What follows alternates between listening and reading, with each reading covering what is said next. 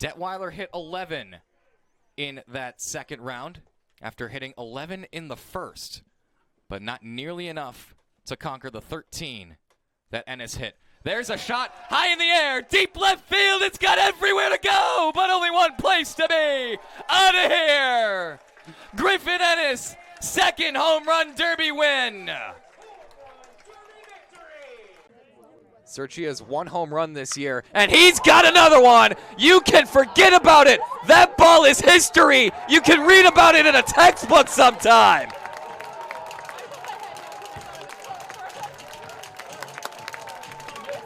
A grand slam for Tyler Serchia, and the Big Green have a 6-1 lead. It does not make a difference. There's a drive from Edmonds deep to left field. It's got everywhere to go, but only one place to be. Out of here. Jack Edmonds enters the chat. He's hitting under 175, but that's his 4th home run of the year, and Brown breaks Dartmouth's scoreless streak in conference. Bases loaded, 8-8 in the 8th. Mondesir at 3rd, Quick at 2nd, Kramer at 1st. Sean McNamara with 2 strikes. With 3 strikes! Vermont is up to 46 sacrifices. This is on the ground. It functions as such unless they go to 3rd, and it's scooped out of the dirt by Chadwell. Across the diamond, double play! Jimmy Chadwell converts on the 2nd out. And there are 2 gone, only a man at 2nd left. Here's a 2-2 offering. Line shot into center field. It's going to fall in front of Gianno Merlonghi for a base hit. This will move the carousel. They got a chance for a force play at 3rd. He's out. That's going to be a fielder's choice, 8-5.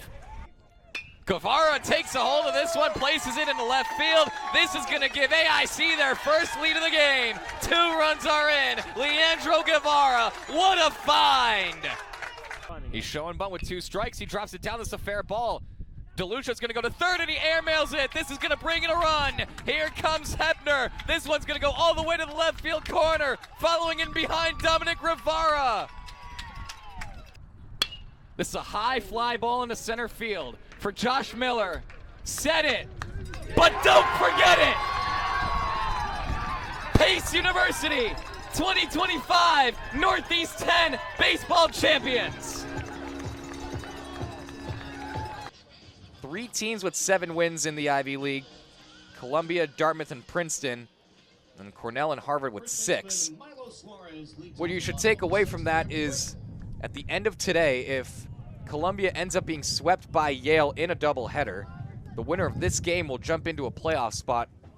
And if something were to dramatically happen, we would find out about it on the air, but odds are better than good that that doubleheader will end after this single game here, which is in the bottom of the 6th inning, as Milo Suarez is even in the count, a ball and a strike. Against Justin Kim, who's out there, he's thrown 67 pitches, of which 35 have been strikes. He's been really good. Princeton's gotten nice starting pitching in this series, and they're trying to win it. That's going to hit Suarez. It did not look like he made much of an effort to get out of the way, though, and Dartmouth will take any base runner they can. Yeah, I think Kim's argument here is that he got hit in the strike zone.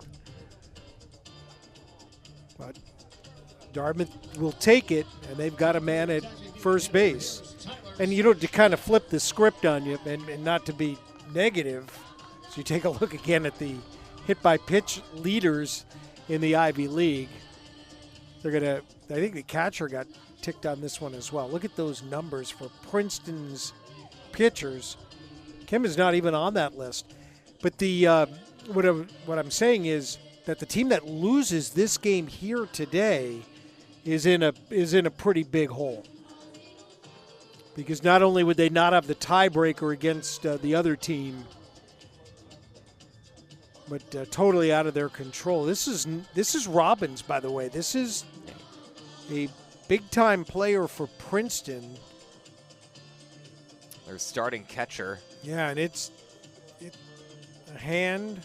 Robbins has started 32 of 38 Princeton Tigers games, and he looks like he's going to get some ice packs. Yeah, ice or packs. And check in on him. He's into the dugout, so We don't know if he's coming out or not. 7-1, Yale continues to lead Columbia. It was a 5-run second for the Bulldogs that pushed them out to this big lead in game one of their doubleheader. Again, that's part of this scenario that both Princeton and Dartmouth are looking at. Penn 7, Harvard nothing in the fifth, and Cornell and Brown are 3-3 in the fifth. Princeton has a second catcher on their roster. Dylan Zadunik, who came in as a pinch hitter yesterday in game 2, struck out. Believe that's who that is with the catcher's gear because Robbins is in the dugout now. But this is an interesting situation here developing after the hit by pitch. Suarez took first, but it looks like Robbins took the worst of it. Robbins talked about the experience both in college and summer ball, starting his 38th career game for the Tigers, who can ill afford to lose a guy whose slugging percentage is .456. Oh, I'm with you, but he got hit on his hand. I mean, that's got to affect you a little bit on the offensive side as well. Never mind the fact that it opens the floodgates for Dartmouth to run wild if they would like to, against a team that already allows amongst the most stolen bases in the league at a high clip at 86%. But judging by the fact that he's been in the dugout for a long time, they're letting the treatment continue, and he is going to come back out. I just saw head coach Scott Bradley. It's Joe Montembo, by the way, game 2 starting third baseman who's in catcher's gear. Just in case?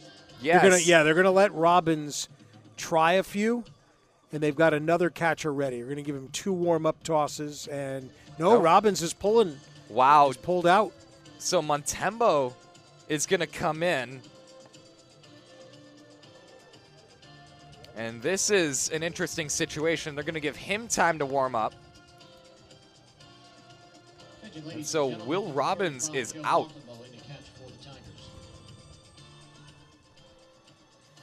This occurred on a hit by pitch of Milo Suarez.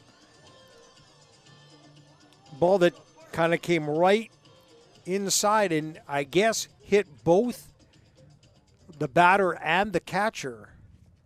So Robbins is out. Montembo will slot into the 5-hole. And we're ready to go. Tyler Serchia now will stand in and take a strike. Suarez is the second plunked Dartmouth Big Green hitter of this game, 5th of the weekend. He's got decent speed over at first as the pitch is outside. A ball and a strike.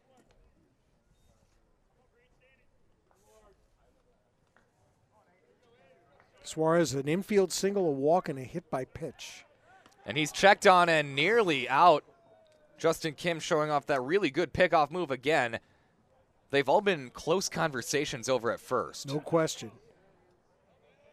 Cernius tries to sell it by immediately ready to throw down and didn't get him this time. Somebody in the fan section said still not that close, which is clearly a homer's argument.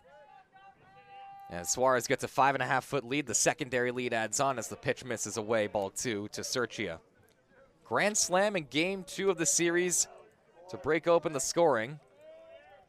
In that contest, Dartmouth's win in this series. But Serchia 0 for 2 today, lined out to third and struck out looking.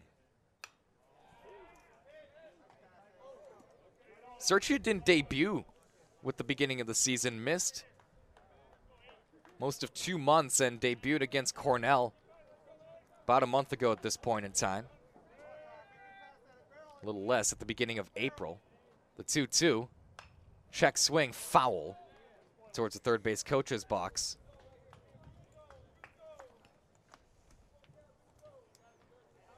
Justin Kim pitched twice against Penn last weekend. 5 total innings, 9 hits, 5 earned runs, and 111 total pitches. They were pretty evenly spread out, 56 in one game, 55 in the other.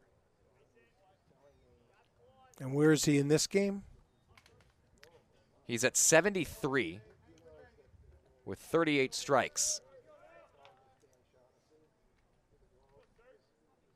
Pitch 74, Suarez bluffs, the pitch misses, and the count fills. And now the question is, will they start Suarez on a 3-2 with nobody out? Chris Miller's on deck. He got plunked last time. Dartmouth with just 2 hits to their ledger. Sergio is going to face an 8th pitch. Yeah, and he's also running the pitch count up, which is pretty impressive, right? Kim has gone 109, 118, and 119 pitches already this year. This one into center field. This is going to be falling fast in front of Werdesheim, a base hit. Suarez got a late break, but he'll cruise into second, 3 seconds ahead of a potential throw. And the Dartmouth Big Green have the first 2 men aboard here in the bottom of the 6th. Starts to become really important to get something on the board. Chris Miller now.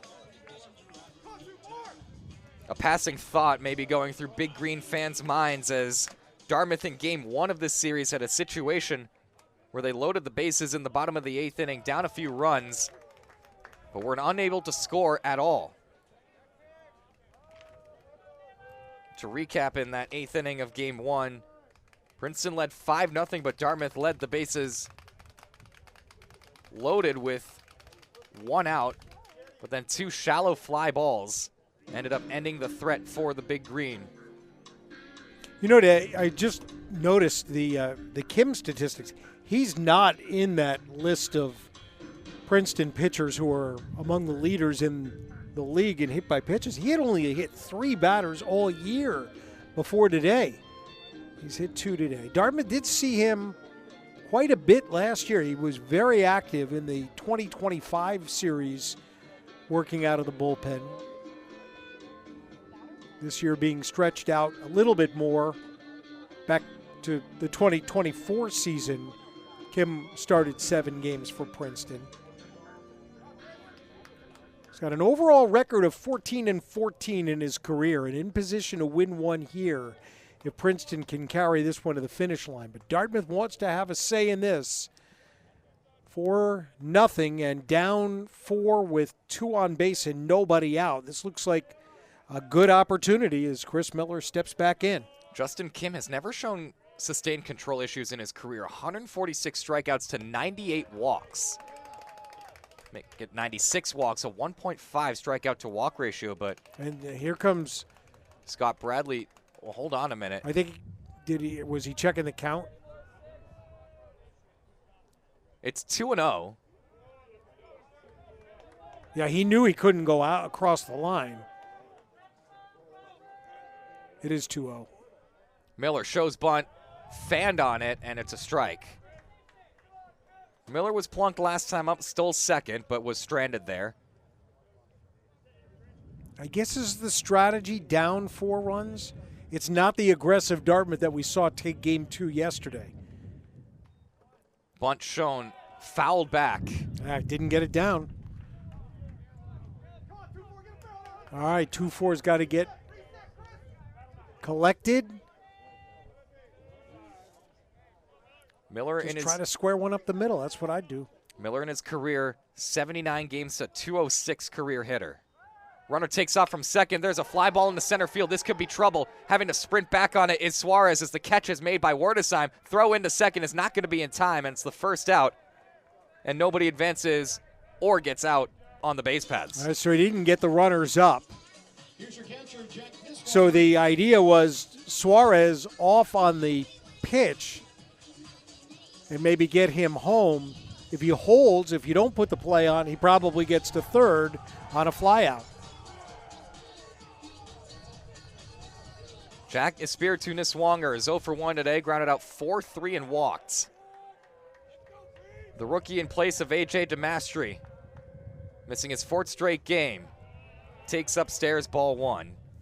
Espiritu Niswanger has seen 3-ball counts in each of his 2 plate appearances today. He's been ahead 2-0 twice as well. Looking to make it 3 times as Kim will induce a chopper foul. So it will not be a 2-0, it will be a 1-1.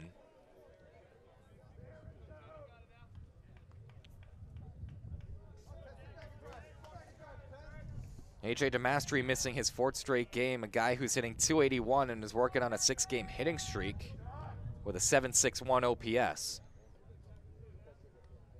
Espiritu Niswonger called into everyday duty. Graduate of Fairview High School fouls this one back. Justin Kim, a veteran, 60th career game, 19th career start, a 4.49 ERA over 188 innings entering play today. That's the best ERA on the staff.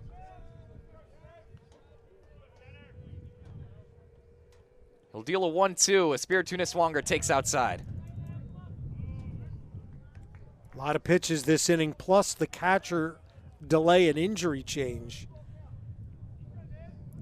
3rd straight plate appearances that will require 5 pitches or more.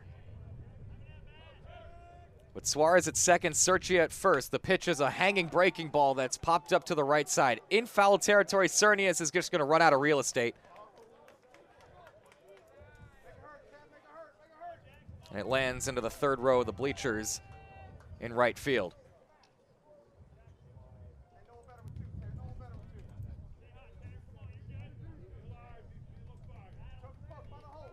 The upcoming pitch will be the 22nd of this inning thrown by Justin Kim.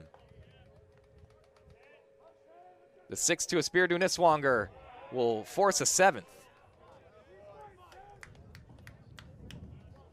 Dartmouth has never been a team this year that will hammer the ball routinely. They have the fewest home runs in the league with 11. As a team, they're slugging .311, which is the lowest, but an on-base percentage that is 115 points higher than the batting average. Ground ball to the left side. This could be 2. Guggens to second, 1. Lamson to first. In time! And the bag held by Cernius, and the threat is neutralized. Dartmouth gets the first 2 men on base, but then can do nothing with them. And after 6, 4-0 Princeton Tigers here on ESPN. No runs on 1 hit, no errors, and 1 runner. How